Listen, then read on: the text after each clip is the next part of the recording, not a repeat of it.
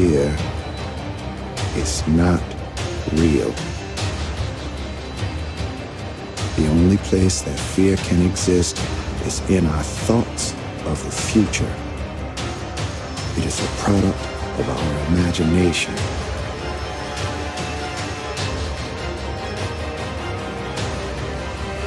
Do not misunderstand me. Danger is very real, but fear is a choice.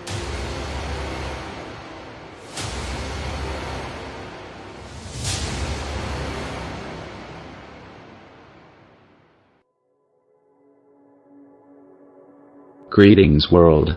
We are on DK. Today we will take a look at quantum computers and the rapidly growing world of artificial intelligence. It is important to know that while quantum computers enable much to happen in the future, it is still at the starting level and are pretty worthless at this exact moment. However, as we know how the elite work and think, we can keep a watchful eye on the developments of technology and be prepared for how it will be used by them. We know economies are collapsing across the world. The only thing standing between you having the things you do and having nothing at all is the government's announcement of the collapse. The illusion of economy has been kept up by the elite until the time is right for them to take the next step. It is the quiet before the storm. Once the collapse of economies is finally announced and the effects are allowed to take place, singularity will be achieved. What is singularity? It is what the elite have prepared us for in movies like Terminator, Artificial Intelligence, RoboCop, Eagle Eye, where the woman's voice is actually the AI computer system which runs the NSA spy grid in real life today. Singularity is when technology surpasses humans, which is inevitable and will happen far quicker than estimation state. Artificial intelligence will trigger runaway technological growth, resulting in unfathomable changes to human civilization. Once surpassed, humanity will be damned and destroyed. First, jobs will be lost in massive amounts, which will naturally lead to society dependent on government. Unemployment has been on a steady decline for quite some time now. Many large corporations have closed stores, leaving thousands without jobs. Microsoft is already cutting workforce and jobs to move towards cloud tech, which is code for artificial intelligence, robots, automated systems. Ride-sharing service Uber is already well in place, and companies like Amazon's logistics branch is banking on AI being the next frontier in technological innovation, investing heavily in the industry. China, Korea and Japan collectively account for nearly half the shipments of articulated robots in the world.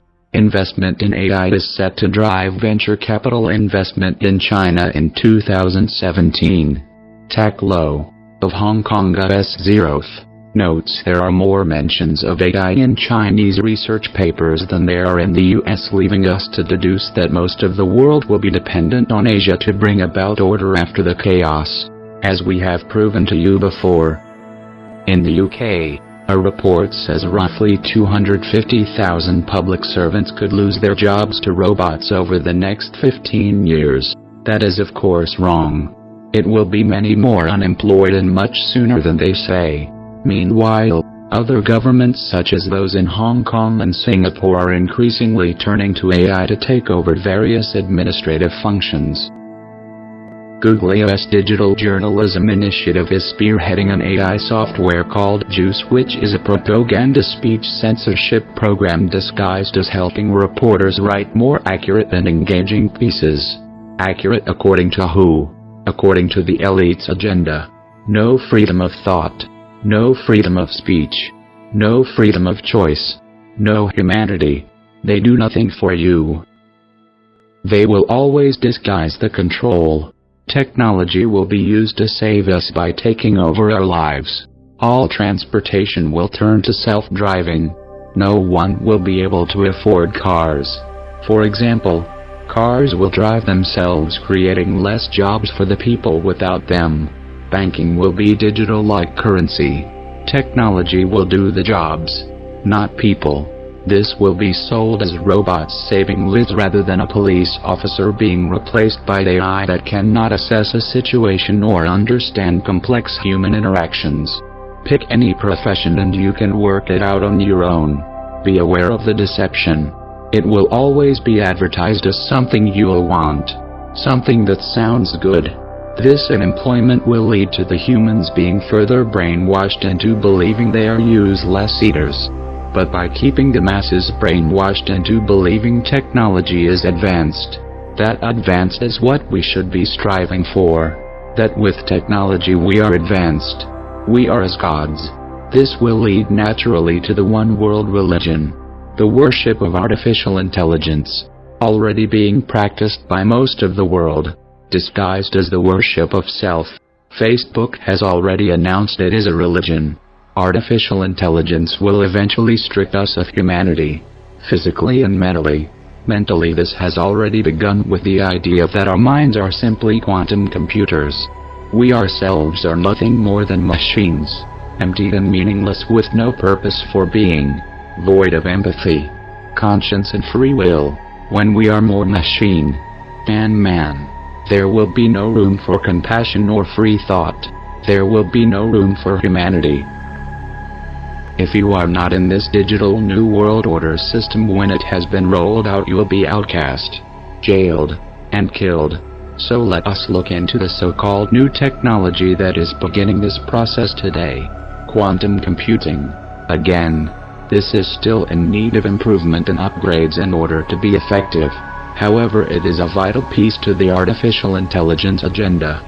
Once perfected, it will be too late to keep an eye on or learn about. As all things the elite control, the symbolism you will find here is staggering, as are the keywords and terminology.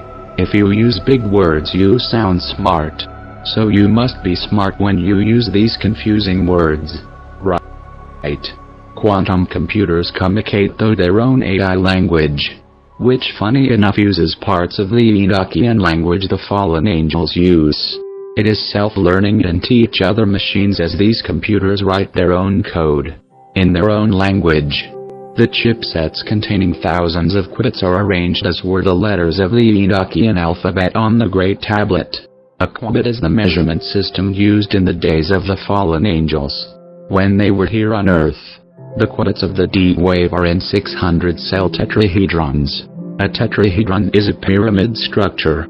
We will not get into too much technical detail on the significance of all of this, but the 600 is actually comprised of the tree of life. We see this used in Kabbalah and, as we have pointed out before, many other things. We hope you can see the black cube symbolism for yourself on this one and remember the meanings of it. Worship of Lucifer. Quantum computing will allow for the reconstruction of the Tower of Babel. When the elite ruled Babylon under the Luciferian king Nimrod, they built a tower, a portal, because their goal was to climb back to heaven and kill God because they thought of themselves as gods and were under the one world order. When CERN opened the portal for a nanosecond earlier this year, they claimed they must open it again in order to kill God. The plans do not change. It is all the same now as it was 4,000 years ago. Still no one is paying attention. You do not have to believe this. The elite do, and their beliefs and actions based on them rule your life. So know this. They must advance quantum computing before it will serve its true purpose. But it will advance. Much of the symbolism has been exposed by Richie from Boston and Facelikethesun YouTube channels. We suggest subscribing and catching up on their past videos. Our current computers encode information as bits, limited as ones and zeros. So the quantum computers encode information as quantum bits, or qubits. These can be both 1 and 0 at the same time, making the quantum computers can be used to search, organize, control, censor large databases in a fraction of the time that it would take a conventional computer. Quantum computers are the secret key to unlocking all encrypted files. Privacy is now an illusion of the past. Other applications could include using quantum computers to study quantum mechanics. and to design other quantum computers. Because a quantum computer can contain multiple states at the same time, it has the potential to be millions of times more powerful than today's most powerful supercomputers. Like the first digital computers, quantum computing offers the possibility of technology millions of times more powerful than current systems. But the key to its success will be translating real-world problems into quantum Enochian language. According to physicist David Deutsch, a quantum computer works on 1 million computations at the same time, while your desktop PC works on one at a time in order. This is a big advantage for data mining companies like Google, Facebook, NSA, CIA, and physicists, scientists. CERN. When the world's first digital computer was completed in 1946, it opened up vast new worlds of possibility. Still, classical computers were only used for limited applications because they could only be programmed in machine code. It took so long to set up problems that they were only practical for massive calculations. Now look at us. D-Wave. Quantum computing technology has been growing exponentially. It started doubling every 6 months and now doubles every 3. The only limit is computer hardware. AI will inevitably be smarter than humans. That does not mean better, by any means. Smart and intelligence are keywords. Google, who now has D-Wave, now has the technology to psychologically profile and predict the behavior of human consumers under the deception that it is for high-value ads to be delivered to you. Google can funnel site profile metadata on Internet users to the NSA and CIA via the PRISM program. This is old news, but people are only just waking up to it. The mentality most people have of computers and data in general is so behind the times, even talking about what has been exposed, proven as fact, decades ago is shocking and not believed. Nothing is free. If you use it for free, then you are the product. Simple marketing. It is not rocket science, just common sense. Director of Engineering at Google, Ray Kurzweil, during his conference speech at the Global Futures 2045 International Congress in New York, claimed that the biological parts of our body will be replaced with mechanical parts, and this could happen as early as 2100. We all know the dates they give us are meaningless, and technology advances in leaps and bounds. What they say will take 20 years will take 7. Kurzweil's goal is to merge with machines in order to become immortal. You will find most physicists wish for and work towards this. So let us learn more.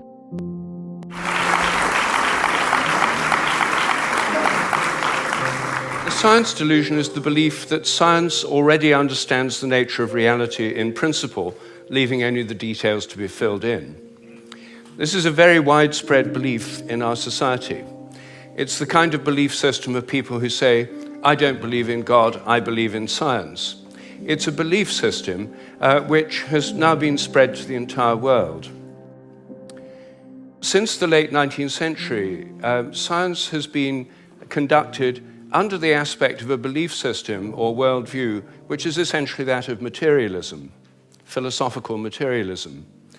And the sciences are now wholly owned subsidiaries of the materialist worldview. I think that as we break out of it, the sciences will be regenerated. But essentially the 10 dogmas which are the default worldview of most educated people all over the world are, first, that nature is mechanical or machine-like. The universe is like a machine, animals and plants are like machines, we're like machines. In fact, we are machines. We're lumbering robots, in Richard Dawkins' vivid phrase, with brains that are genetically programmed computers. Second, matter is unconscious. The whole universe is made up of unconscious matter. There's no consciousness in stars, in galaxies, in planets, in animals, in plants, and there ought not to be any in us either, if this theory is true. So a lot of the philosophy of mind over the last 100 years is trying to prove that we're not really conscious at all. So the matter's unconscious, then the laws of nature are fixed. This is dogma 3. The laws of nature are the same now as they were at the time of the Big Bang, and they'll be the same forever. Not just the laws, but the constants of nature are fixed, which is why they are called constants. Dogma 4, the total amount of matter and energy is always the same. It never changes in total quantity, except at the moment of the Big Bang, when it all sprang into existence from nowhere in a single instant. The 5th dogma is that nature's purposeless. There are no purposes in all nature, and the evolutionary process has no purpose or direction.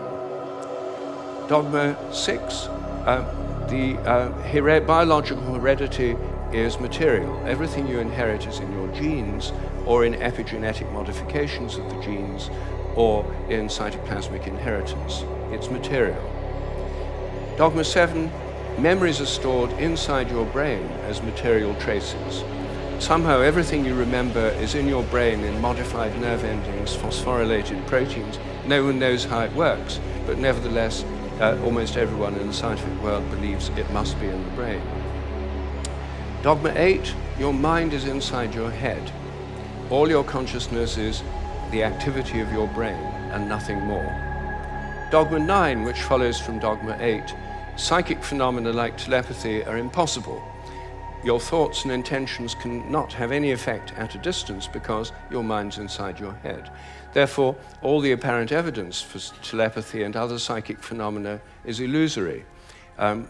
People believe these things happen, but it's just because they don't know enough about statistics, or they're deceived by coincidences, or it's wishful thinking. And Dogma 10, mechanistic medicine is the only kind that really works. That's why governments only fund research into mechanistic medicine and ignore complementary and alternative therapies. Those can't possibly really work because they're not mechanistic. They may appear to work because people would have got better anyway, or because of the placebo effect. But the only kind that really works is mechanistic medicine. Well, this is the default worldview, which is held by almost all educated people all over the world. It's the basis of the educational system, the National Health Service, the Medical Research Council, governments, and it's just the default worldview of educated people. As my friend Terence McKenna used to say, modern science is based on the principle, give us one free miracle and we'll explain the rest. For 80 years, all computers have worked basically the same way, a series of electrical circuits switching between off and on, 0 and 1. But that could be about to change. Quantum computing would enable exponential jumps in computing power, turning the entire industry on its head. And according to Microsoft's research lab, it could happen in the next 10 years. Where a conventional computer uses electrical circuits as bits, a quantum computer runs on quantum bits, or qubits. Tiny particles magnetically suspended in extreme cold, just fractions of a degree above absolute zero. The idea is to keep each qubit in a state of superposition, so it's simultaneously a 1 and a 0. That allows for something researchers call a quantum speedup. With the speedup, each qubit increases computing power exponentially. With enough qubits, that power starts to go really fast. It won't help much if you just want to check your email, but it lets researchers tackle complex problems like weather prediction or materials analysis that are still really difficult with conventional computing. Google and Microsoft are particularly interested. They both formed quantum labs, hiring away a lot of the top scientists working on quantum computing. But that speedup isn't happening yet, or at least we haven't seen proof of it. A company called D-Wave is already making and selling quantum computers to different labs, including Google's Quantum AI lab. But a lot of researchers say the computers can't actually demonstrate a quantum speedup. That means it is a quantum computer, but it's not good at any of the things we want quantum computers to be good at. Of course, D-Wave disagrees, but it's really hard to say who's right. It's one of the weirdest things about quantum computing. It might already be here, and we just don't know it yet. With researchers who are using the outermost electron in phosphorus as a qubit. But how does that work? Well, all electrons have magnetic fields, so they're basically like tiny bar magnets. And this property is called spin. If you place them in a magnetic field, they will align with that field, just like a compass needle lines up with the magnetic field of the Earth. Now this is the lowest energy state, so you could call it the zero state, or we call it, for the electron, spin down. Now you can put it in a 1 state or spin up, but that takes some energy. If you took out the glass from your compass, you could turn the needle the other way, but you would have to apply some force to it. You have to push it to flip to the other side. And that is the highest energy state. In principle, if you were so delicate to really put it exactly against the magnetic field, it would stay there. Now, so far, this is basically just like a classical bit. It's got two states, spin up and spin down, which are like the classical 1 and 0. But the funny thing about quantum objects is that they can be in both states at once. Now, when you measure the spin, it will be either up or down. But before you measure it, the electron can exist in what's called a quantum superposition, where these coefficients indicate the relative probability of finding the electron in one state or the other. Now, it's hard to imagine how this enables the incredible computing power of quantum computers without considering two interacting quantum bits. Hello. Hi. Now there are 4 possible states of these two electrons. You could think that, well, that's just like 2 bits of a classical computer, right? If you have 2 bits, you can write 00, 01, 10, 11, right? There's 4 numbers. But these are still just 2 bits of information, right? All I need to say to determine which one of the 4 numbers you have in your computer code is the value of the first bit and the value of the second bit. Here instead, quantum mechanics allows me to make superposition of each one of these 4 states. So I can write a quantum mechanical state which is perfectly legitimate, that is some coefficient times this, plus some coefficient times that, plus some coefficient times that, plus some coefficient. So to determine the state of this 2-spin system, I need to give you 4 numbers, 4 coefficients. Whereas in the classical example of the 2 bits, I only need to give you 2 bits. So this is how you understand why 2 qubits actually contain 4 bits of information. I need to give you 4 numbers to tell you the state of this system. Whereas here I only need 2. Now if we made 3 spins, we would have 8 different states. I need to give you 8 different numbers to define the state of those 3 spins. Whereas classical is just 3 bits. If you keep going, what you'll find is that the amount of equivalent classical information contained by n qubits is 2 to the power n classical bits. And of course, the power of exponentials tells you that once you have, let's say, 300 of those qubits in what we call the fully entangled state, so you must be able to create these really crazy states where there is a superposition of all 300s being one way and another way and another way and so on, then you have like 2 to the 300 classical bits, which is as many particles as there are in the universe. But there's a catch. Although the qubits can exist in any combination of states, when they are measured, they must fall into one of the basis states, and all the other information about the state before the measurement is lost. The reason why quantum computers are not a replacement for classical computers. No, they're not. They're not universally faster. They're only faster for special types of calculations where you can use the fact that you have all these quantum superpositions available to you at the same time to do some kind of computational parallelism. If you just want to watch a video in high definition or browse the internet or write some document in Word, they're not going to give you any particular improvement if you need to use a classical algorithm to get to the result. So you should not think of a quantum computer as something where every operation is faster. In fact, every operation is probably going to be slower than in the computer you have on the desk. But it's a computer where the number of operations required to arrive at the result is exponentially small. So the improvement is not in the speed of the individual operation, is in the total number of operations you need to arrive at the result. But that is only the case in particular types of calculations, in particular algorithms. It's not universally. Quantum computing is a whole new category of computing, and it directly leverages the laws of quantum mechanics to do a computation.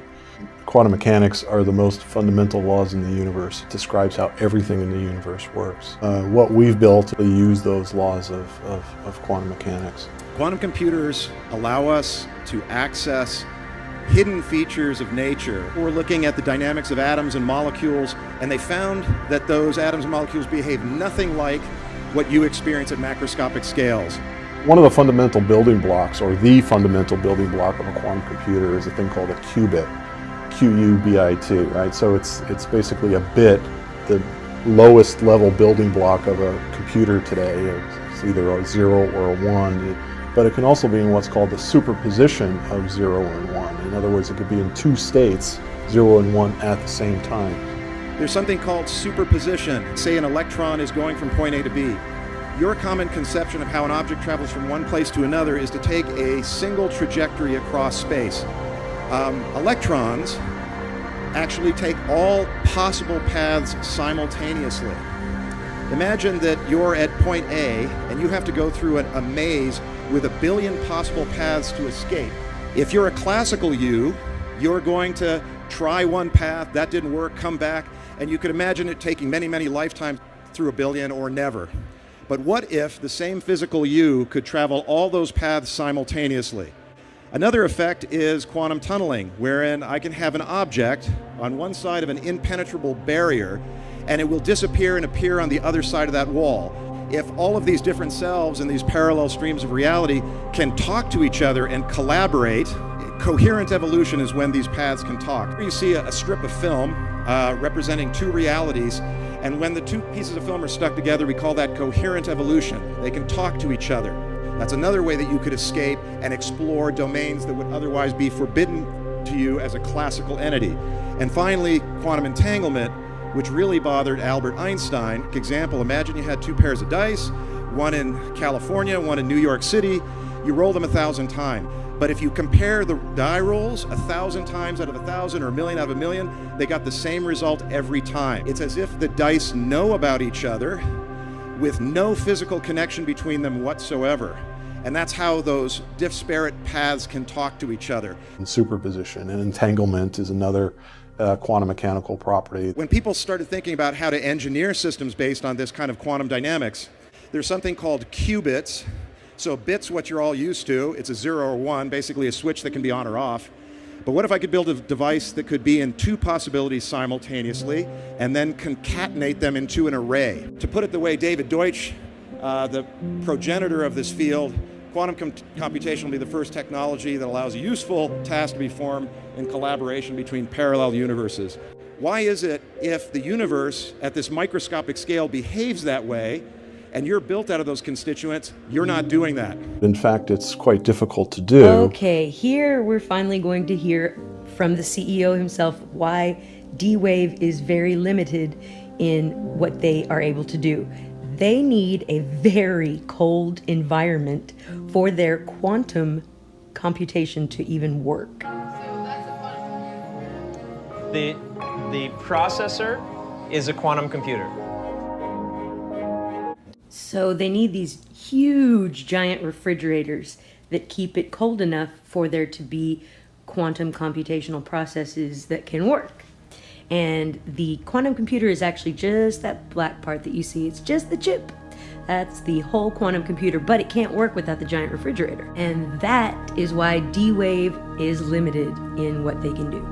The overwhelmingly obvious killer app for quantum computation is optimization. What our buddy there, Jordy Rose from D-Wave, means by optimization is making it work correctly. And by the way, yes, he's the one who said that D-Wave leaning up against one is like being next to the altar of an alien god. And I thought he was the CEO, but apparently he's not. This guy, Vern, is. Anyway. Because the enemy of quantum computing is the environment, things like temperature. When you have temperature, you have molecules moving around that cause interference to the quantum computation. You also have electromagnetic interference from radio sources and gamma rays and all sorts of things. So you need to create a very quiet, clean, cold environment for these chips. Ultimately, what we're building is a quantum computer on a chip that's about the size of your fingernail. So these machines run at a very low temperature so that they can have that pristine, very clean, quiet environment to run in, and it doesn't disturb that quantum computation. Very, very cold, very, very rarefied environment, because we're also running in effectively a magnetic vacuum. That's a very interesting choice of words there, a magnetic vacuum. Same principle behind how they get particle accelerators to work. Interesting. He also mentioned gamma rays earlier, which is one of the things that they are searching to find dark matter. But take a look at how happy and giddy he looks when he starts talking about aliens at random in just a second. You could consider these environments, these rigs that we built, these systems that we built, to be probably the most rarefied environments in the universe, unless there's other intelligent life in the universe that has, purer, colder environments. Say what? What you talking about, Willis? For instance, outer space is 150 times warmer than the environment that we built for these quantum computations. That makes me kind of wonder if dark matter is really like entities that need really cold environments to survive. Just crazy thoughts. So you may ask, why do we go through all this trouble? The answer is, the promise of quantum computing is exponential speed-ups over classical computing. Wow, he said that really fast and eloquently. Things like developing drugs for cancer, or better modeling the molecular interactions of cancer and how it attacks cells and things like that. Ah, okay, but when he lies, he doesn't talk eloquently. Big data. As a civilization, we generate vast amounts of data. It could be climate data, genomic data. Oh, wait. Genomic data? Why is Geordie Rose from D-Wave mentioning genomic data? That's uncool. Don't be messing with the genome, please, D-Wave. It forces us to consider, more sophisticated notions of how the reality around us is actually shaped. I can't ask it how long I'll live or the meaning of life. Really, we don't know what the best questions are to ask that computer. That's exactly what we're trying to understand now. Okay, so let me just get this straight. We built this computer because we were gonna cure cancer, and we need to implement these quantum level dynamics into our macro physical world.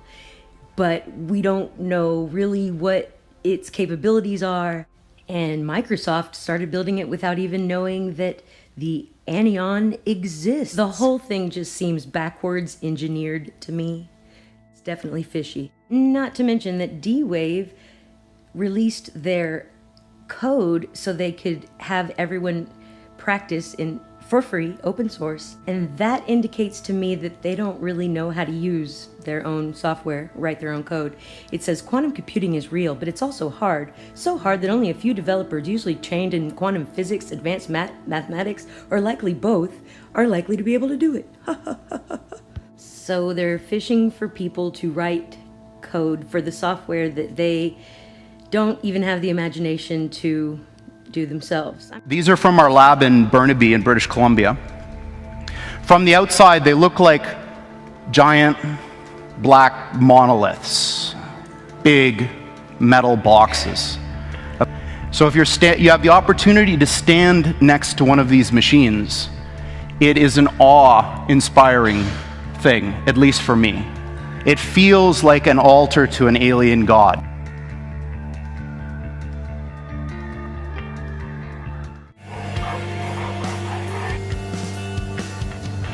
It feels like an altar to an alien god. I think here's, in my mind, like the strongest argument for us being in a simulation, probably being in a simulation, I think is the following. That 40 years ago, we had Pong, like 2 rectangles and a dot. That was what games were. Now, 40 years later, we have photorealistic 3D simulations with millions of people playing simultaneously, and it's getting better every year. And soon we'll have virtual reality, augmented reality. If you assume any rate of improvement at all, then the games will become indistinguishable from reality. They'll be indistinguishable.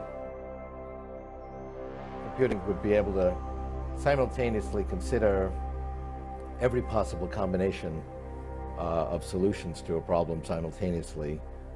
And the kinds of things that humans do seem to be explained by more classical computing, but this remains both a technical and controversial area. So they become, more knowledgeable, more creative, more beautiful, all the things that have been attributed to God in our religious traditions without limit.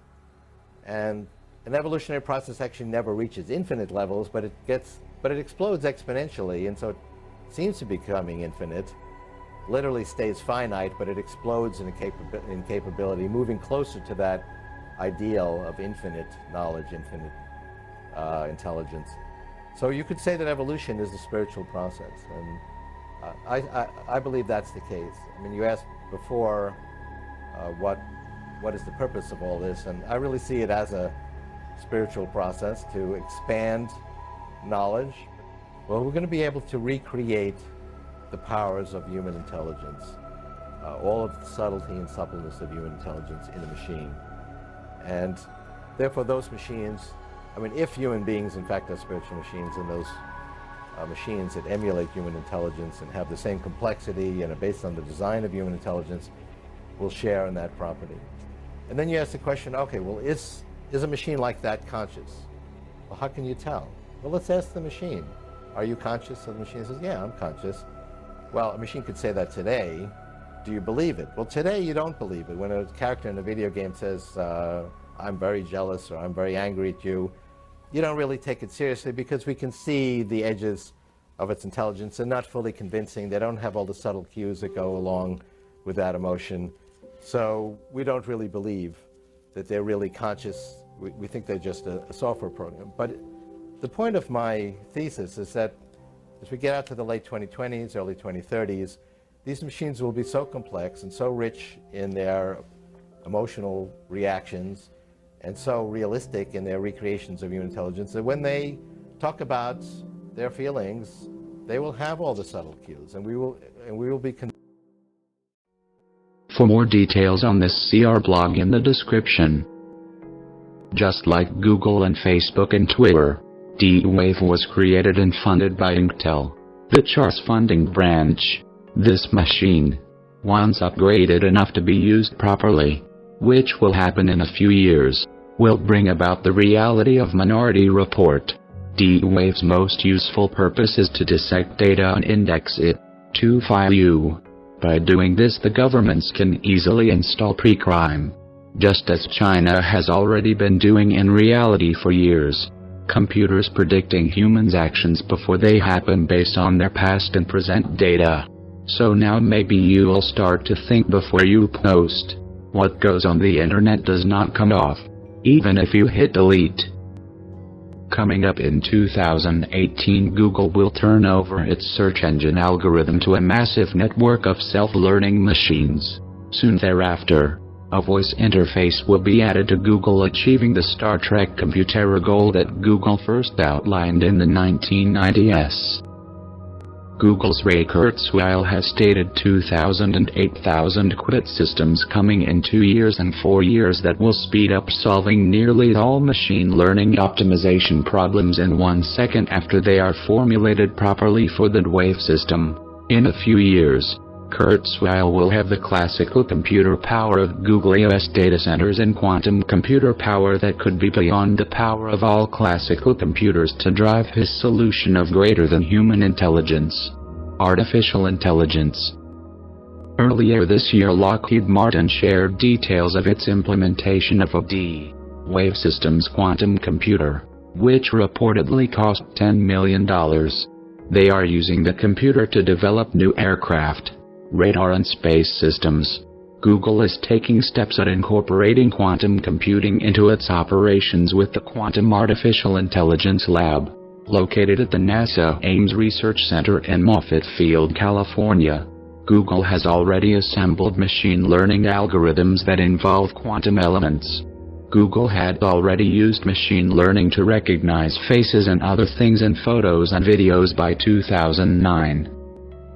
Quantum computing takes us all to the next level of artificial intelligence as it bridges the gap of human and machine interaction. Now machines are self-learning. We do not have to teach them. We no longer have to enter code and give the computer the answer so it knows what to do next time. Now it learns and writes its own code. Machine learning has already given us self-driving cars, speech recognition, effective web searches, and more. Google's algorithm recognizes that you searched for something a couple of seconds after searching something else. Google records and saves this information for others who make a similar typing mistake. Logging and saving your data is how Google learns to correct it for you. No one thinks about it. To us, this is now as normal as breathing. What will we have adapted to, gotten numb to, accepted as normal, in 5 years, in 10 years? Wearables have also impacted how we interact and use artificial intelligence. Now our hearts are monitored from our watches and cancer cells can be detected by our contact lenses. When we cannot sleep, frequencies can be sent out from these devices to make us sleep. If we are stressed, just hit the button on your watch and the frequency will reprogram you.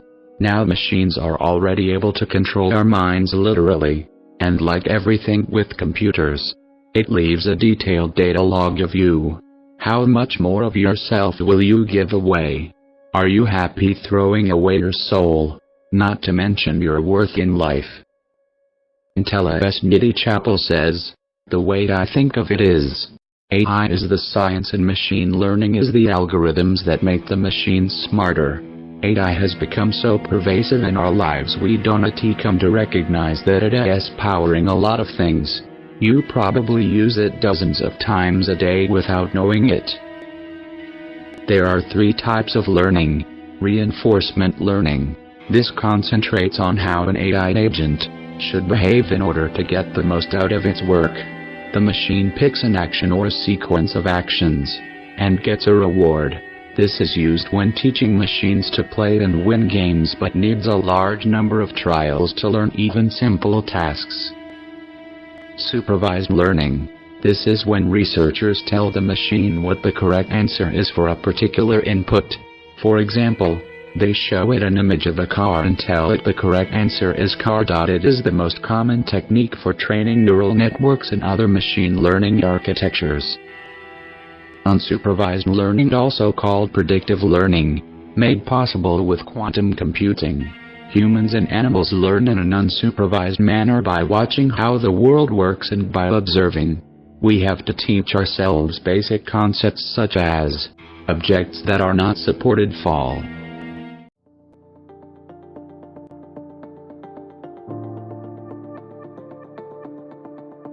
These are perfect weapons for example, assassination. You can program in what your nemesis looks like, have a thing fly for 2 hours, identify the person, kill him, and then self-destruct so no one knows who did it. It's great for ethnic cleansing. You can program these things to look for a certain ethnic group only and kill them. They're very, very cheap. You can imagine swarms of little bumblebee-sized things which just recognize a face, find the eyeball, which is the softest part of the skull, fires a little bullet there, which is very cheap and you don't need a lot of power, kills people. If you have thousands of those, you know, it would completely transform warfare in a way that's very hard for nations to defend against, other than by creating a police state. And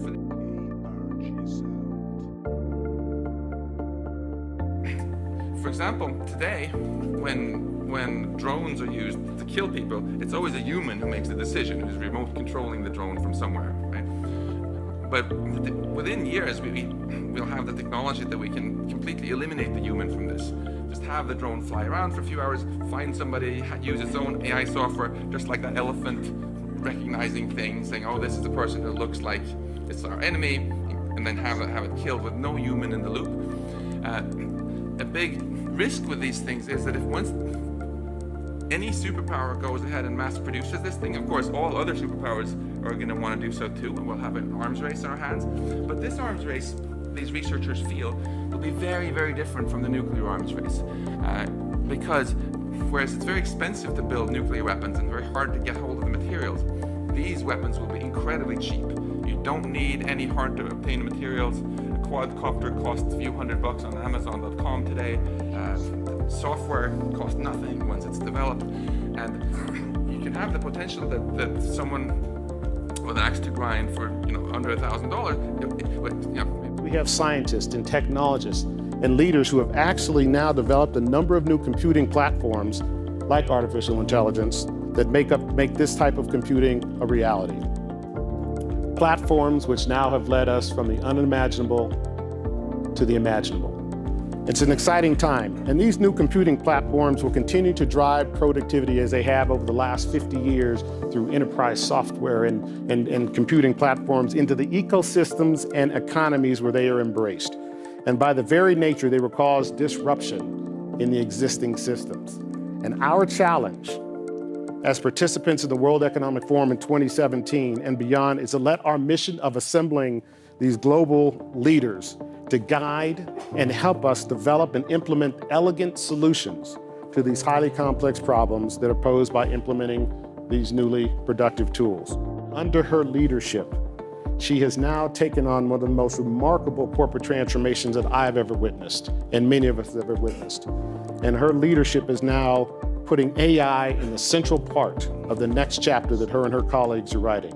And in particular, the focus on cognitive computing, narrow AI, which augments human thought rather than replicating it. And how does that impact the markets that we work in, the jobs that they affect, and the people on this planet? So we're interested to hear a lot of her thoughts on this.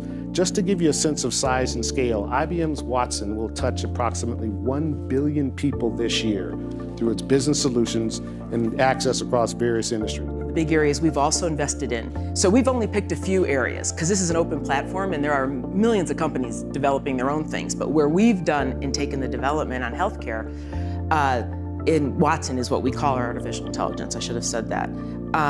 300 million records, but every institution has its own data to bring to this. And therefore in this world, the second thing is important is you want to have industry data, and really to unlock the value, it's your decades of data as well combined with this.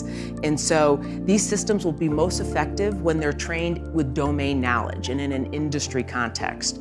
And the kill decision, which is required by United States law to be made by human beings. Human beings must be in the loop before someone is killed by a drone, but it's in the machine. And it doesn't need people. It can decide by itself whether or not it kills somebody. And the experts say it's going to make less mistakes and less collateral damage than the human decisions. The kill decision in robots in the air, in robots on the ground, in robots in the water or underwater, where there are also drones, is made by, or can be made by machines. And in my book, I quote many official United States government documents which say, our goal is to have the kill decision made by them. The problem is, artificial intelligence, sometimes they make mistakes. This is Talon, he's an automatic cannon. I mean, they can, a lot of ammunition in that thing, and you can also put rockets on it. It's in Iraq since 2007. At a demonstration with US generals, experts, the damn thing got out of control and started pointing at the audience. And there was a Marine there, thank goodness, running across the field who tackled it like a football player and threw it on its side and probably prevented a couple hundred people from being killed.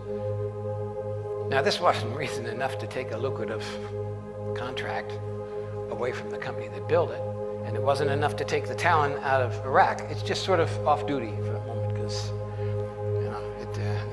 there was some just a little bit to the Internet of Things, to artificial intelligence as being spread out. It's not a central machine in a box where you can pull the plug. Artificial intelligence is networked like the Internet of Things. And part of it may be in a smart watch or a refrigerator or in a supercomputer. And the intelligence exists only by networking it together. If the supercomputer needs more computer power, it goes there and gets it out of the internet. If the computer needs better programs, it goes there and gets those programs. And if it needs more information, more data, it goes there and gets more data. It sets up a spontaneous network for its needs, which collapses when it no longer needs it. It does this without us. And you have to imagine, like, there are these intelligence nodes all over the place. And they're like drops of mercury on a glass table. They will find their way to each other. They will find their way together. Now, we have to be very careful, because survival is an issue for artificial intelligence. It needs to exist to be able to do the things it wants to do according to its program.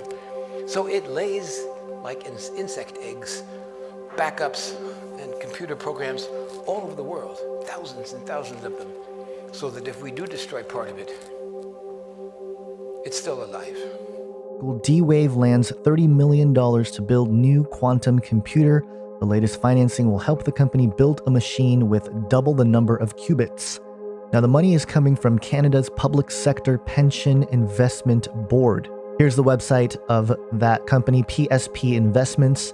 There's a 2016 annual report here, and if you go into that document, you clearly see that they have some plans that seem eerily similar to the 2030 Sustainable Development Agenda by the UN, the morphed Agenda 21, where basically there is a full-scale lockdown control of every sector and segment of society. And if you look at this company, the places where they invest and where they're putting the money or letting the money flow through, well, you have public markets, real estate, private equity, infrastructure, natural resources, private debt, and they have Vision 2021, where it says, our vision is to be a leading global institutional investor that reliably delivers on its risk-return objective by driving a total fund perspective, striving to be an agile and sought-after enabler of complex global investments, and always acting in the best interests of its Canadian contributors and beneficiaries. So there you have it, a global-scale investment company putting $30 million into a D-Wave computer that will produce double the amount of qubits. And obviously they're trying to, I think, tie into the whole demonic system here that's being set up. The electrical grid, smart grid, everything that's part of the electric grid is there for a reason. And I think certain electrical patterns and symbols are used to manifest demonic entities and spirits. And that's what alchemy and all that stuff is all about. But we're going to see more and more of this pushed out. And the whole thing completely undermines our basic levels of human dignity and sacredness. Kev, go ahead and talk about the companies that now have the 2000 Q besides temporal defense systems. Yeah, because that's kind of something we missed, and I certainly didn't comprehend that when we heard that Temporal Defense Systems, this encryption company, cybersecurity company, had bought the new model, the 2000 Q, which is a 2048. I didn't appreciate the fact that everyone who had the other model, the older model now, was it the 2000X, Tony? The 1000. 1000? Well, what the companies actually chose to do was swap out their chips. They basically had an upgrade. And the companies that chose to do that, I mean, some of them include Google, NASA, USRA, and even Lockheed Martin, to name but a few. Now you've got this other company, Temporal Defense Systems.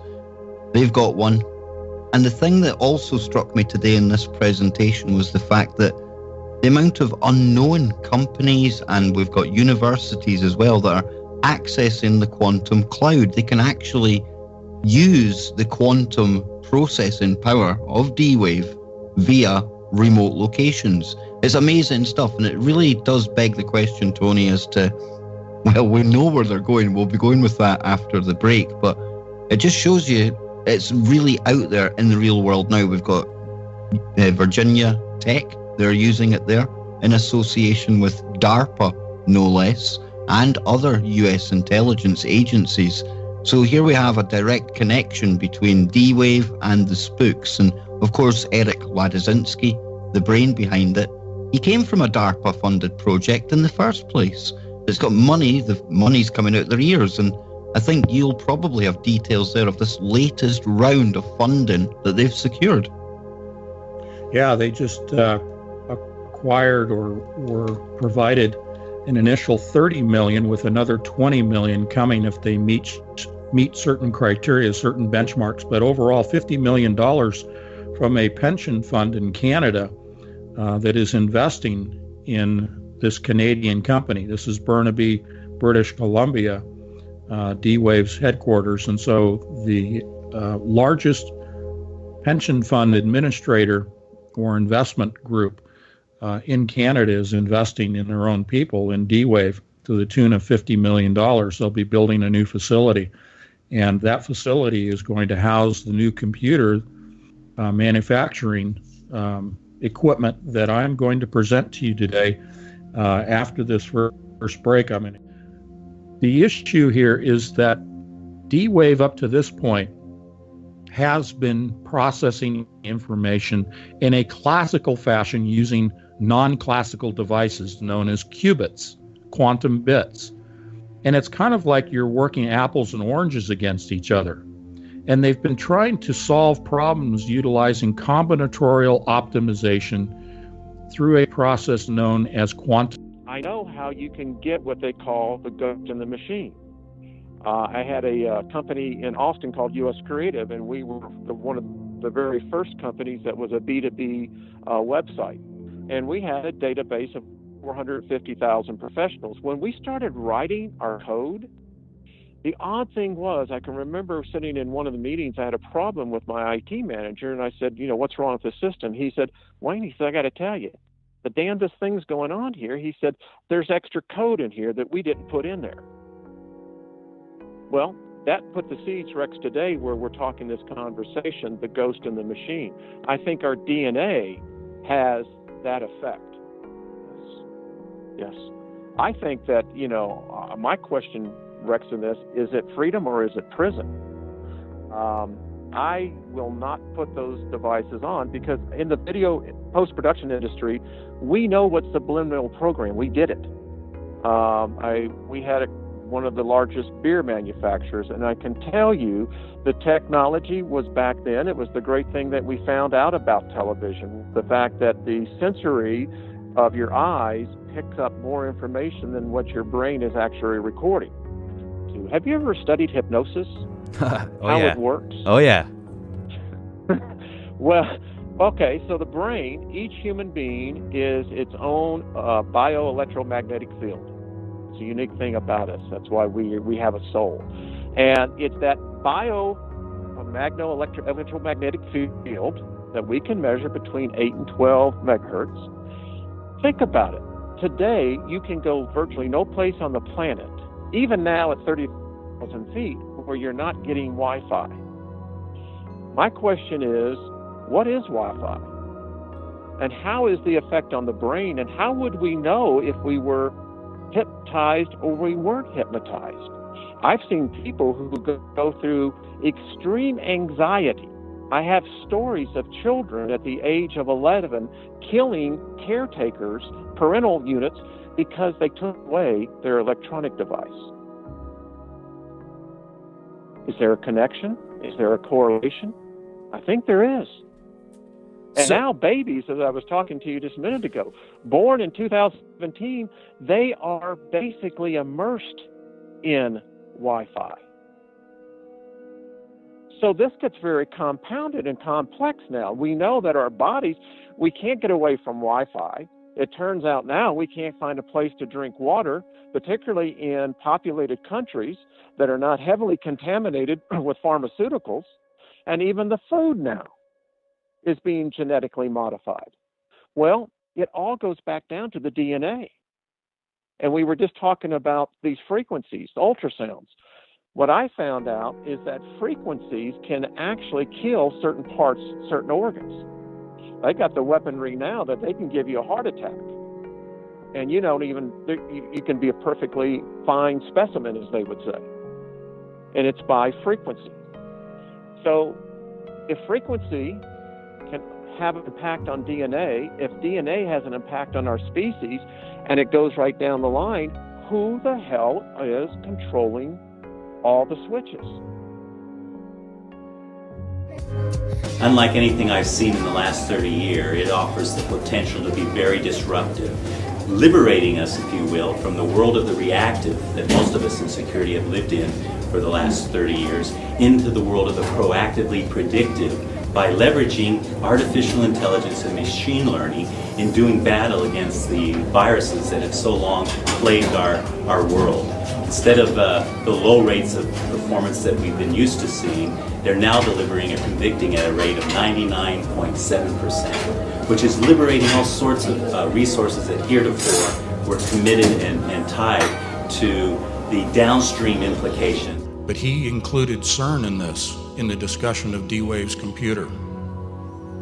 The reason is this computer will be responsible for opening the large scale, what I call the freeway portal at CERN, and maintaining the expansion and growth of that, and then the stabilization of a macro scale portal. CERN's own people have openly said, we are going to open a portal. We're going to open a gateway, a doorway. So this isn't me talking science fiction. I'm reporting to you from the source. But I think we're going to demonstrate just how real this is today. This is what the inside of this computer looks like. That's a black cube. You guys heard me talk about it on Friday, the worship of the black cube in Saturn, the black sun, okay? They chose the color and shape for a reason. This is electromagnetic shielding. It's also thermal shielding. This is a computer that is super cold, colder than outer space for superconducting purposes. The chip has what are known as Josephson junctions to establish quantum entanglement at the quantum level. That's what Einstein called spooky action at a distance, quantum entanglement. That's what makes it work. But they have to have the chip and the conductors cold enough that they can eliminate resistance so that the electrons can flow freely in the qubit, and also maintain that quantum state and the quantum entanglement that allows it to communicate through what's called quantum tunneling. Gothard Tunnel, quantum tunneling. Gothard Tunnel, right near CERN, okay? They're showing you how they're opening the portal in the ceremony at the Gothard Tunnel. They show you the portal on the screen. It's a tunnel, and you use quantum tunneling to talk to the other side. So they're telling us straight out. So, super cold, shielded from electromagnetic interference from the outside. That maintains the quantum entanglement, and it maintains the superconducting state. This is what it looks like. Do you remember the movie, or I guess it was a movie, Star Trek movie, and the woman and her spine that was lowered, head and spine, down into the body? Now I'm going to share something with you today that I didn't on Friday. This is the qubit itself in an armature. That's what it looks like. You saw it in the video. What you're seeing here is not the real computer. This is for public consumption. When they had the Model 512, they were not at the proper frequency and wavelength, so they had to progress the model numbers. So here's what they did. They kept building more complex computers, added the qubits mathematically in a binary fashion towards that goal to get it tuned. The 4096 tuned into the universe. That's where they were actually able to communicate real time, 24/7, stable portal at the quantum level. Same thing they're going to do at CERN, but on a macro scale. 8192 is the encrypted code. It's an algorithm. 2048, model number one of the computers, refers to Peter Shor's algorithm called 2048. There's a thing in cryptology of secret encoding for communications called RSA cryptology. It's based on Peter Shor's 2048 algorithm. One of the benchmarks for D-Wave in building their computers was, can we find all the prime factors in this algorithm? Because Shor said, when he developed it in the early 80s, this theory, that it would take a quantum computer. Now, all he knew about were transistors. He'd never heard of qubits, as far as I can tell. But he said it would take a quantum computer to crunch the numbers, to break the algorithm, to break the RSA coding.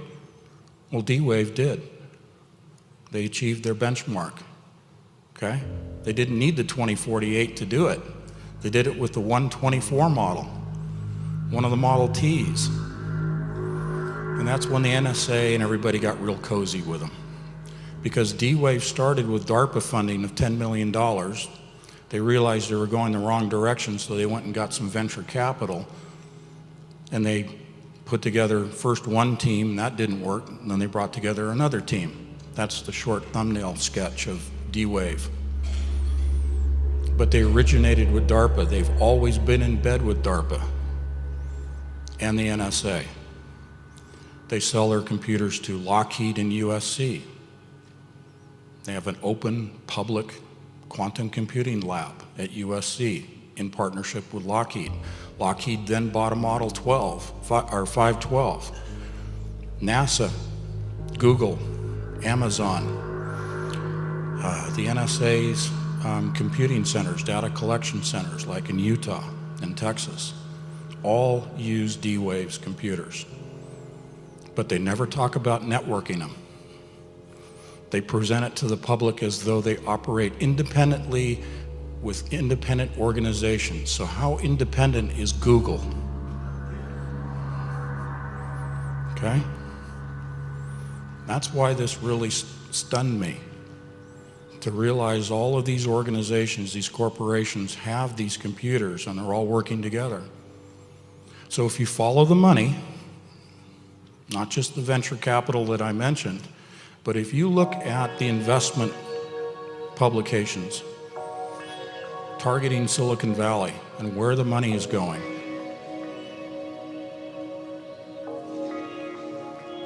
quantum computing, artificial intelligence from the quantum computing, that's number one. Number two is defeating death, immortality, genetic modification. It's all over in the public domain literature. That's where all the money is going. Jeff Bezos, Amazon. Why is he partnered with Google and D-Wave? He's one of the founding partners of D-Wave. Their model, their business model at Amazon is they want to sell you everything in the world. Now, this computer system also operates in an environment that's called the Sentient World Simulation, SWS.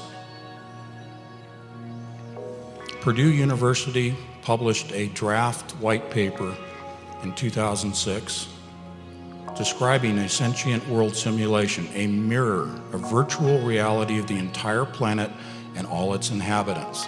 2007, it went live. If I had my graphics up, I'd show you the progression of the model numbers of the computers coincide with the implementation of the virtual world. D-Wave's computer runs the mirror of the entire planet. The Model 512 in 2013, Gordy Rose described as having the equivalent processing power of 7 billion human brains, and each human brain processes a petaflop of data. We can't even imagine the Model T capability. Now we're up to 8192. So all these things connect. Real time, they can monitor us, know what we're doing, and predict, like future crime, predict what we will do. Because in machine learning, you have algorithms that are built based upon human behavior, modeling human behavior for the purpose of predicting what we will do. The machine predicts. If you can predict, you can control. Why so much unspoken about this technology? Why are the people who work on this, the scientists, the physicists, unable to understand what they are doing? Why are they unable to explain the processes and functions? They have already lost their grip. If they told us the truth, no one would believe them. They are alchemists and magicians, deception artists. To quote one of them, quantum computation will be the first technology that allows useful tasks to be performed in collaboration between parallel universes. This is the end goal and the potential is here. This is why we must be vigilant. We must watch these new technologies and understand what the end objective is so we can stop it. Knowing the elite, we understand the end potential is the goal they seek and will do everything to bring it about. We will discuss this more in future videos on technology. We must pay attention so we are not deceived by the mainstream advertising. Quantum computing will bring back the days of Noah. Expect it.